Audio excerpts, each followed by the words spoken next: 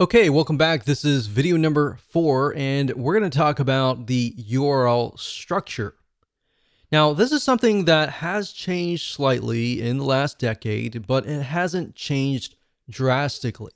Now, before we discuss what you should use in terms of a domain name and your URL structure, let's discuss why this is important. You see, when Google and other search engines try to figure out what your website is all about, they look at your website as a whole. They're not just going to look at your URL structure, your domain name, or your categories or your page name. They're going to look at everything as a whole. Plus, in addition to that, they're going to look at how people interact with your content and if that is true. Now, part of that is what appears in the URL. A search engine friendly URL structure can actually go a long way. Not only will it help the search engines figure out what your page is all about, it's also going to help a human visitor understand what the page is what. And that means that keywords still matter, but you have to be careful not to keyword stuff your URLs. And by keyword stuff, what I mean by that is you're putting too many of the same keywords in the same area. In other words, back in the day when Google started, for example, you literally could keyword stuff a page and get ranked really, really quick. But now Google has become much smarter. Their bots and intelligence have become smarter. So that's a big no-no. Don't do that. And I'm going to show you in just a minute why, if you use certain domain names, that can have a drastic impact on that. So let's talk about domain names. So what should you name your domain name? Should you use an exact match domain, meaning that the keyword is in the domain? Or should you use a brand name? Well, there's a big debate that using a keyword in the domain name will actually get you ranked higher. That actually worked back in the day. Sometimes it still works today. And there's really no right or wrong answer. Literally, at the end of the day, we don't know. Nobody knows what Google wants. In fact, what we found now is that there's so many exact match domains and so many people that are using keywords in their domain names that it actually might help and it might not. And that's why you need to make sure that you don't look at one element, but you look at the whole website as a whole. So yeah, that was quite popular maybe 5 years ago, something like this, yourkeyword.com.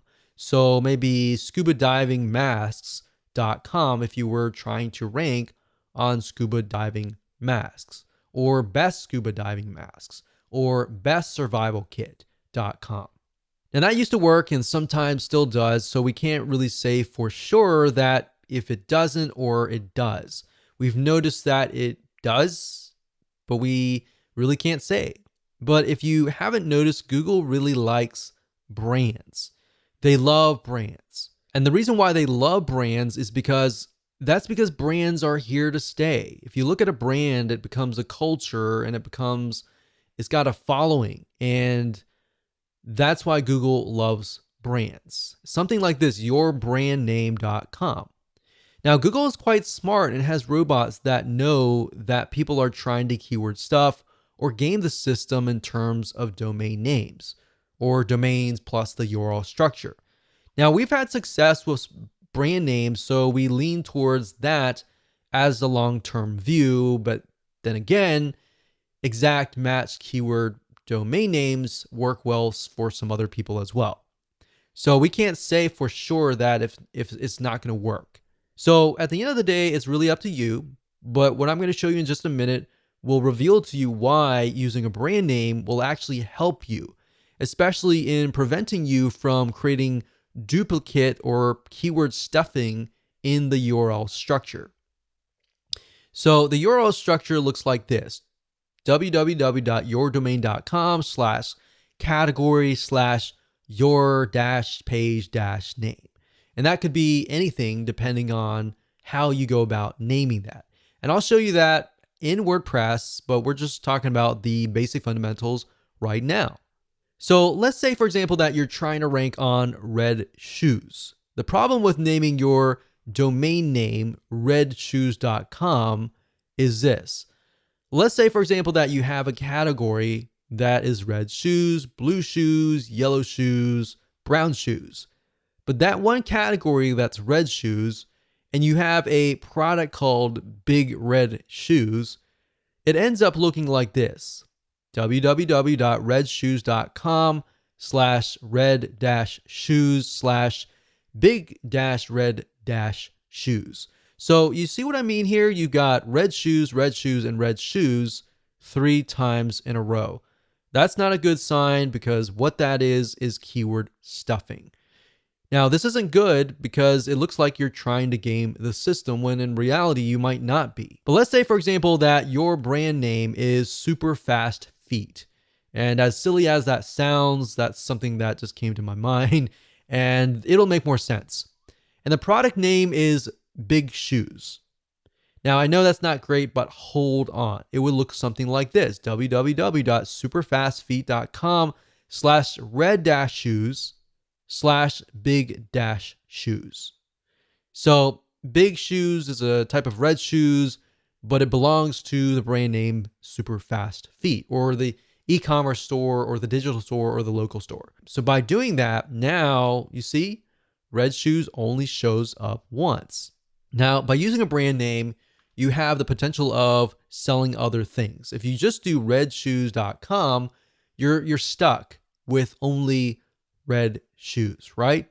But with Super Fast Feet, you could cover shoes, you could cover slippers, you could cover socks, you could cover a variety of different things. You could even cover lifestyle of running, exercise, and all of that. So brands, not only does it help you with your URL structure, but it also helps you diversify and expand what your website could potentially be about. Now, in this case, the word shoes shows up twice, but that's okay.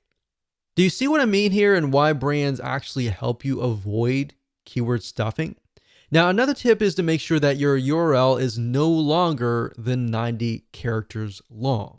Okay, so first things first, go ahead and log into your WordPress site, as you can see here.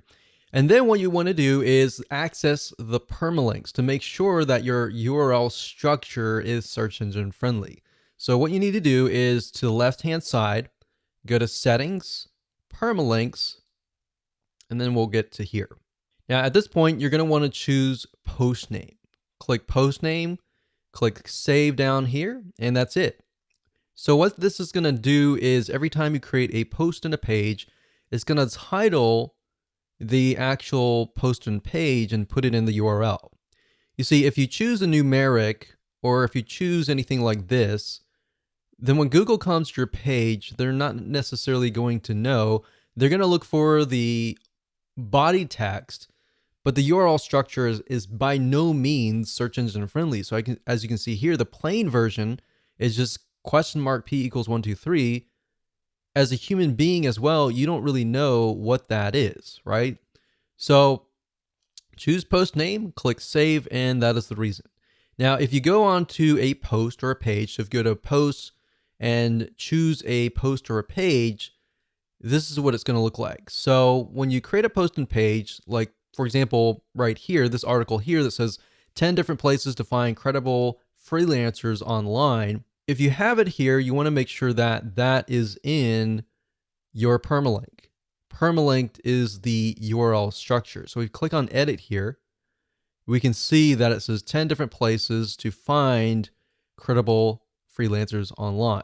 So what you want to do is, obviously we can't change the domain name, but we're going to put the title in here, and you want to put dashes in between the words. And when you're done, click on OK, click update, and that's it. So that's as easy as it gets in terms of editing the URL structure. Now, of course, you can add them into categories. So if you have a category, let's say in this case, we have freelancers. The category could be freelancing sites. And then you could have maybe 10 different posts on freelancing sites, so that as a human being, you know that we're looking at this and it's under the category of freelancing.